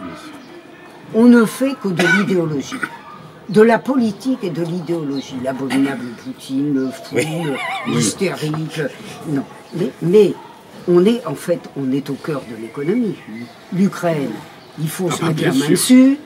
Et quel est l'état de l'impérialisme américain et quel est l'état des impérialismes valais au stade de la crise du capitalisme où nous sommes, de la troisième grande crise systémique du capitalisme, qui a duré plus que la première, puisque je rappelle quand même que notre crise, elle dure depuis le tournant des années 60.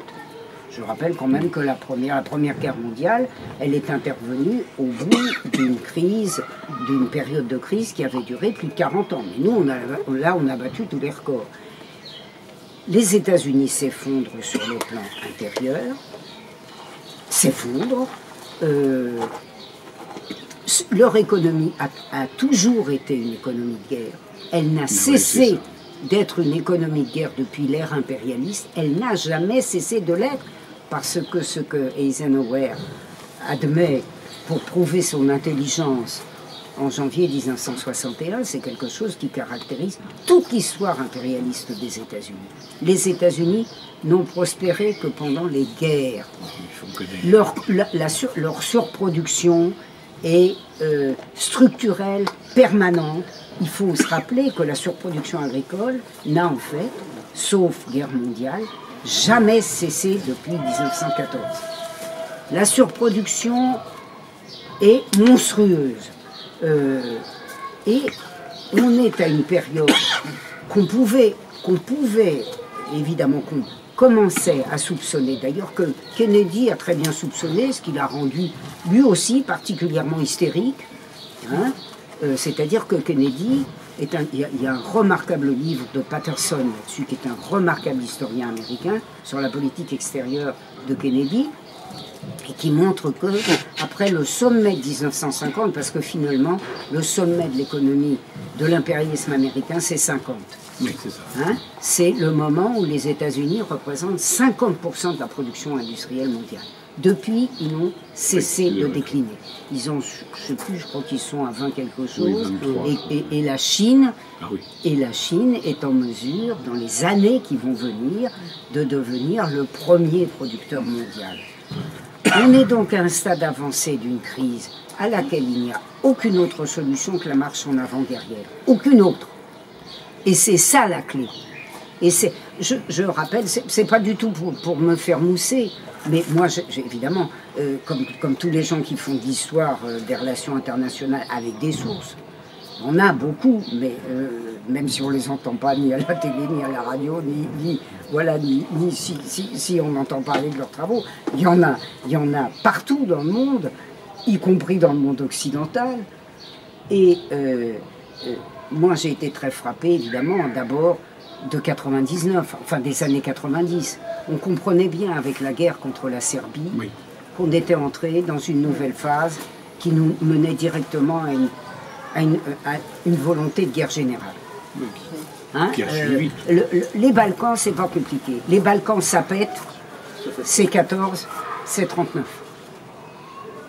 Pourquoi ils ont besoin de la guerre? Parce qu'il y a, pour les États-Unis structurellement, et de plus en plus pour les autres, les économies auxiliaires, il n'y a finalement pratiquement plus que ça. Il faut voir l'espèce de frénésie qui s'est emparée de l'Allemagne. Alors, moi, je dois dire que j'ai lu avec beaucoup de surprise et d'amusement notamment le courrier des lecteurs qui se félicitaient, mais alors, dans une emphase, de l'Allemagne qui se réarmait enfin. Ah oui. La France se réjouissant. Alors d'abord, quelle bonne nouvelle. Il faut pas plaisanter. L'Allemagne s'est réarmée depuis la fin des années 40. Bah oui, depuis 1950.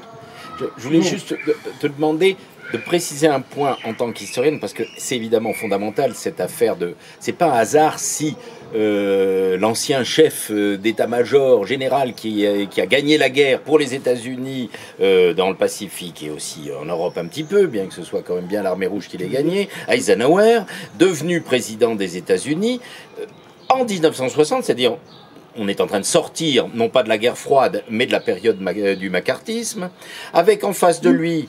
Oui, on en sort petit à petit, avec en face de lui, comme par hasard, De Gaulle.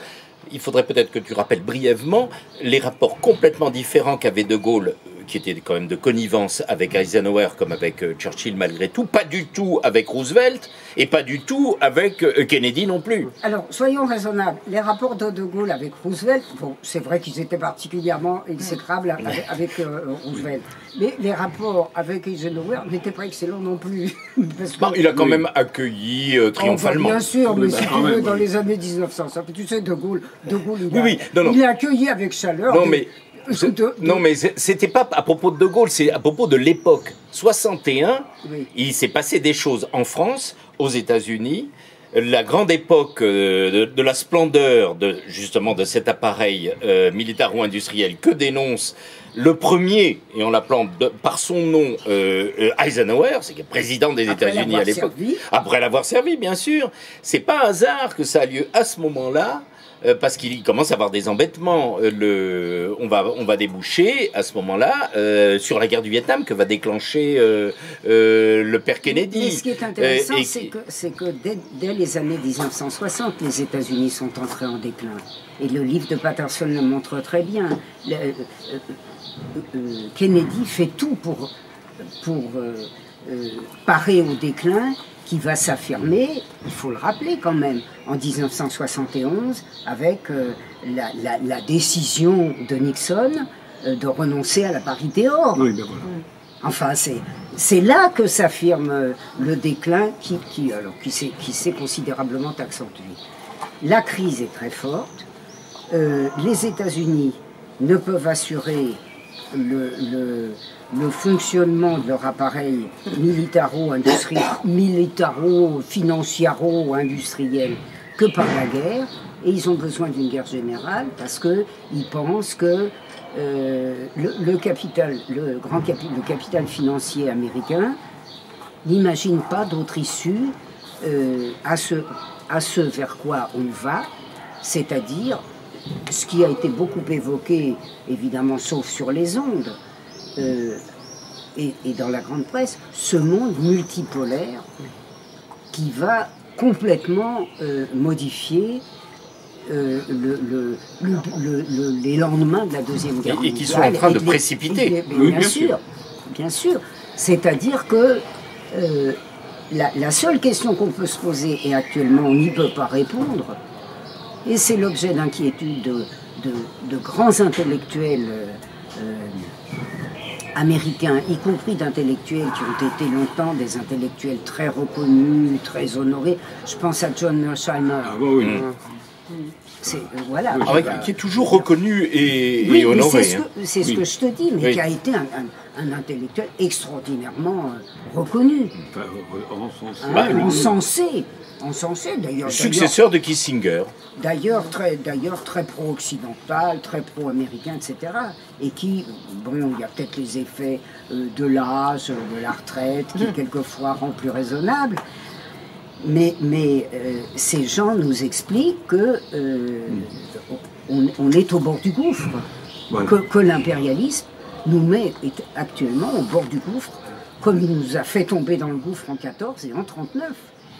Pour Mearsheimer, l'ennemi c'est la Chine, et lui on reproche aux États-Unis de ne pas assez se préoccuper de la Chine et de trop se préoccuper de la Russie au lieu d'utiliser la Russie contre la Chine. Ça montre bien d'ailleurs comment il y a des aspects critiques, y compris dans des intellectuels qui ont entièrement accompagné les projets, la ligne de leur État, qui sont ce qu'on peut appeler des intellectuels d'appareil d'État. Oui, ils ne critiquent pas l'impérialisme, voilà. Ils critiquent la mauvaise stratégie. Voilà, mais en même temps, voilà, c'est vrai.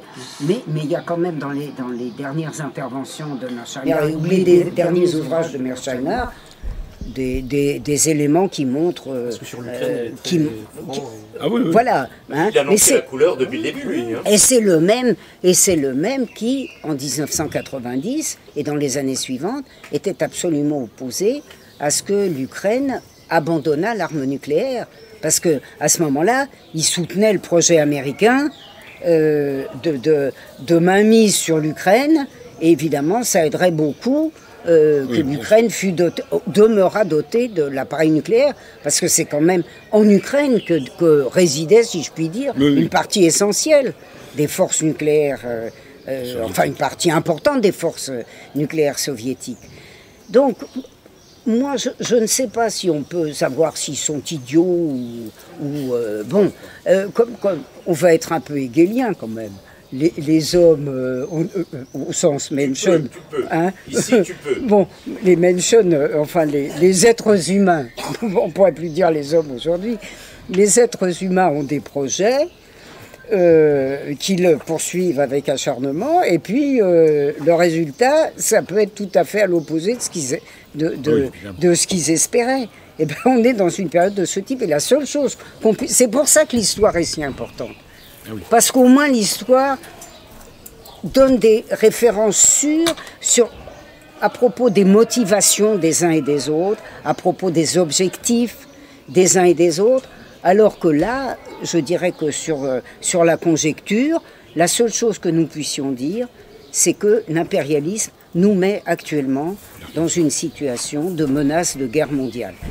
Et comme la guerre mondiale, il y a quand même des chances qu'elle soit nucléaire. Oui, mais c'est catastrophique. Voilà, c'est ce que mon ami Georges Gastaud appelle l'exterminisme.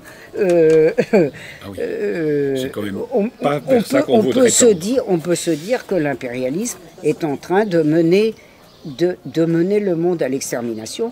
Et on observera, c'est un des aspects du livre, je l'ai reçu hier, j'ai pas pu tout lire, mais j'ai lu notamment les interventions plutôt humoristiques d'Emeric. Ah oui, lui, voilà, c'est très bien. Il montre beaucoup d'ironie à cet égard. On est dans une situation où l'impérialisme dominant croit pouvoir dicter sa loi au monde et ne dicte plus sa loi au monde. Parce que c'est quand même ça la clé de la situation. Quelle que soit la conjoncture en Russie, les espoirs d'un tel qui veut remplacer le patron, c'est quand même ça. Et donc il y a l'équation finalement, à supposer qu'ils ne sont pas fous, ou si fous que ça, l'équation serait d'un côté la perte du pouvoir réel par cet impérialisme mondial, voilà, côté, oui. Et de l'autre côté le fait qu'ils soient prêts ou pas prêts de cramer le monde entier au prix, en tant que prix d'une provisoire, mais enfin de l'orgueil de laisser, d'avoir, enfin finalement ça se réduit à cette... Et d'ailleurs, Emeric fait quelque chose, évidemment. Moi, je lis beaucoup. Je lis un site allemand que je trouve formidable qui s'appelle. Je le dis pour ceux qui soit lisent l'allemand, soit lisent l'anglais, parce que je crois qu'il y a une traduction au moins régulière. Je ne sais pas si c'est tous les jours, mais au moins régulière en anglais du site. German Foreign Policy, très bon. et qui fait ce qu'a fait Emeric dans sa contribution, c'est-à-dire qui montre la verdegrisation des écologistes verts, etc., et qui montre l'escroquerie que ça représente, c'est-à-dire ce courant de la gauche pro-impérialiste, enfin qui... de la gauche. C'est vrai qu'il y a des courants de droite, mais ils sont quand même classés officiellement à gauche. Oui, officiellement, oui. Qui a décidé qu'on ne peut plus prendre la voiture, et diverses choses assez fantaisistes, mais qui est prête à faire sauter le monde, à acheter du gaz naturel liquéfié de fracturation anti-écologiste au possible. Je dirais qu'il n'y a pas plus anti-écologiste que la fracturation du gaz naturel dont les États-Unis, trois fois plus cher. Mais c'est pas grave. Finalement, la baudruche de l'écologie politique, là, a éclaté, et qui est prête à envisager que le monde explose. Qui est des centaines de millions de morts, des centaines de millions de morts. C'est Dr Folamour. Ah oui, c'est Dr. Mais finalement, c'est bien, on serait débarrassé de l'humanité. Voilà. Ce serait plus naturel. Voilà. C'est peut-être l'objectif. Je crois que... Mais pas du tout. D'ailleurs, il y a trop de monde. Je disais ce jour même à un proche que on voit là un des aspects de la totale non-dénazification de l'Allemagne, en tout cas de la partie occidentale, mais enfin c'est quand même l'essentiel de l'Allemagne, d'autant qu'elle a mangé l'autre. Oui. C'est que ce sont les petits-fils de cette Allemagne qu'on n'a pas dénazifiée. Et que sous les atours verdoyants, eh bien, on a le bilan de ce qui est le statu quo total au lendemain de la Deuxième Guerre mondiale. Et je ne le dis pas par anti-germanisme, parce que la remarque que je fais relative à l'Allemagne, c'est la remarque que nous pouvons faire pour chacun de nos pays, de nos pays respectifs, puisque nous sommes un certain nombre... Que pas mal d'Allemands encore se font aussi. Voilà, nous sommes un certain nombre à venir d'ailleurs que de France. Nous sommes tous dans la même situation. Hein, c'est-à-dire les Grecs où le résistant est devenu l'ennemi, officiellement l'ennemi à abattre au lendemain de la guerre. C'est nos valeurs. Voilà. Tu as bien compris. Voilà. On combat pour nos valeurs. La France, oui, la barbarie orientale. La France, dont la non-épuration a relevé du scandale autant que celle de l'Italie. Les diplomates français disent « Oh, ben celui-là, je le voyais. » Ben, évidemment, eux, ils y étaient aussi. Oui, on se retrouve entre collègues. Oh, ben celui-là, il était dans telle unité. Enfin, oh, ben, il était dans l'État fasciste, tout le monde y était. Et ça montre bien, malheureusement, en ce moment, évidemment, la baudruche n'éclate pas aux yeux de tous, mais la baudruche va éclater aux yeux de tous. Oui. Ces gens qui nous éclaireraient à la bougie et qui expliquent qu'il faut absolument plus de gaz russe, mais qu'on peut très bien prendre du gaz de fracturation 3 fois plus cher. Je rappelle quand même, pour mémoire, je ne sais pas si je répète, je n'ai lu le livre qu'hier. J'ai lu sur le site German Foreign Policy que si le gaz russe s'arrête, l'usine BASF s'arrête le lendemain. Enfin, le jour même, le jour où il n'y a plus de gaz. Les Allemands, c'est-à-dire la plus grosse usine chimique d'Europe, qui doit compter à peu près, je crois, 50 000 salariés. Je ne sais plus si c'est 30 000 ou 50 000. Et d'ailleurs, vous remarquerez, loin de l'idéologie, enfin non, c'était plein d'idéologie, mais sur les faits, quand même, c'était intéressant, un article, je crois, des Échos d'hier, qui expliquait que les grands groupes gaziers ont cédé aux injonctions ou aux diktats de Poutine. Ben, c'est en effet une injonction insupportable. Payez le gaz que vous achetez. Parce que, il faut vraiment être Poutine pour avoir des idées. J'étais aussi un Congo. On va vous inviter à conclure. Ça fait 2 heures maintenant que nous parlons. Peut-être Bruno et ensuite Célestin et on reviendra vers Ami. Oui, bah écoute, pour la Russie, évidemment, moi je ne suis pas dans les plans de l'état-major russe, mais je pense que l'objectif certainement c'est de liquider la question du Donbass, c'est-à-dire de reconquérir le Donbass. À mon avis, si on regarde la carte, on peut penser que je pense que la Russie, l'axe Odessa-Kharkov, c'est vraiment leur objectif stratégique, et que et qu'ensuite on arrivera à une négociation avec ce qui restera de l'État ukrainien pour un compromis. Cela étant, je me fais beaucoup de soucis avec ces nazis ukrainiens, parce que quand ils vont découvrir que la fête est finie,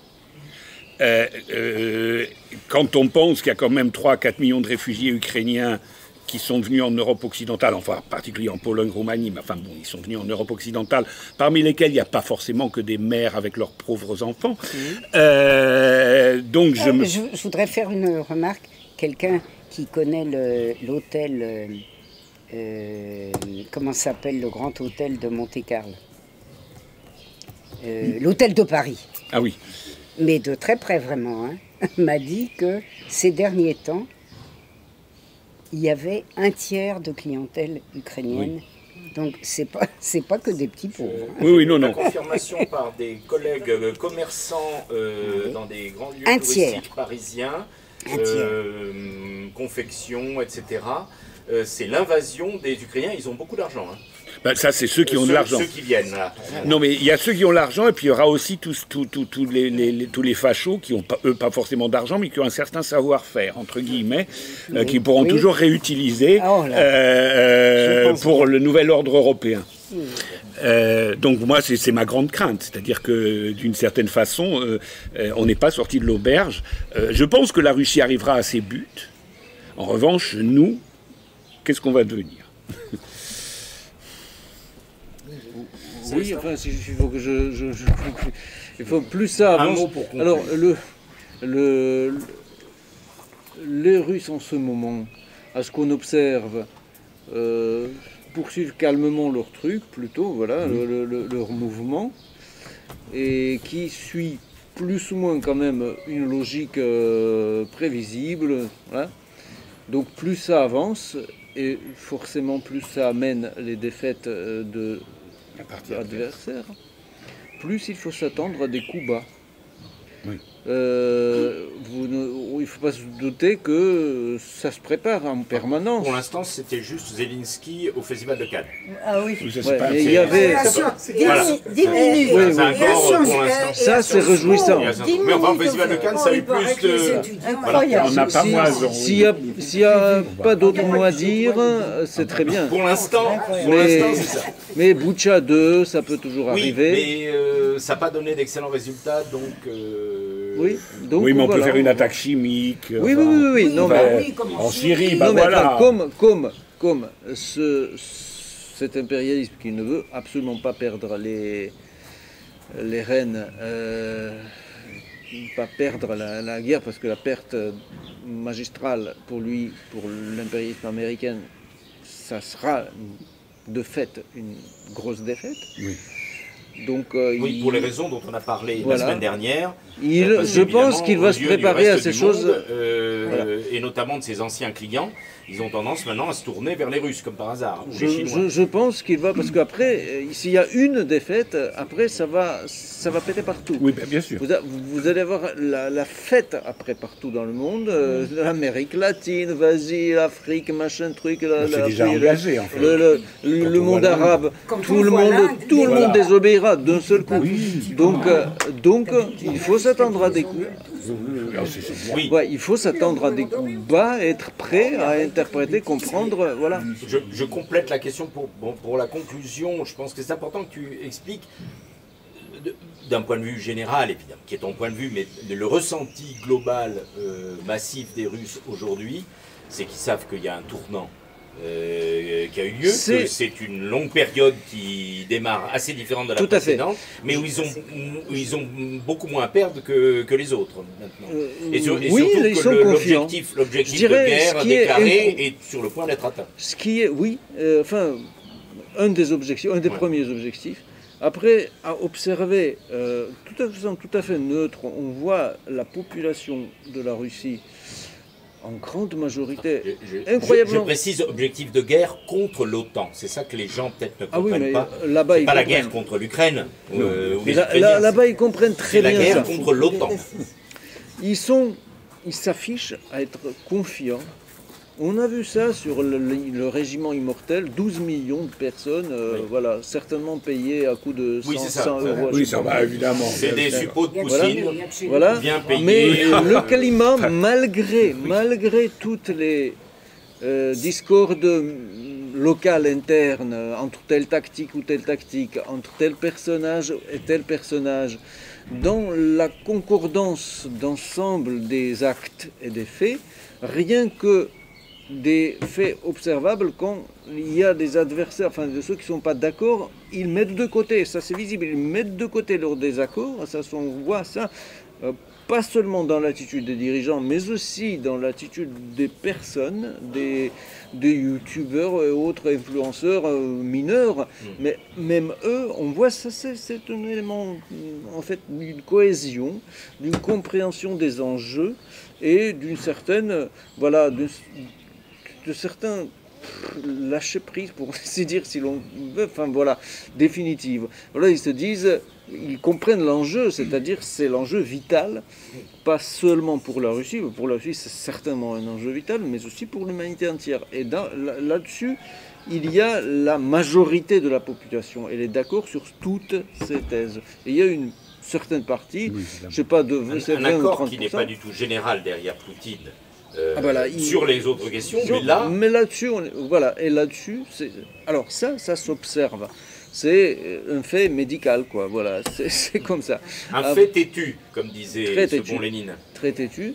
Donc voilà, ce qui est beaucoup plus décoordonné du côté de l'Occident. Enfin voilà, voilà l'échiquier, comment il se présente. Et ta conclusion Mais d'un mot. Non, moi je vais laisser mes amis. Mais ça y est, ils ont donné la leur.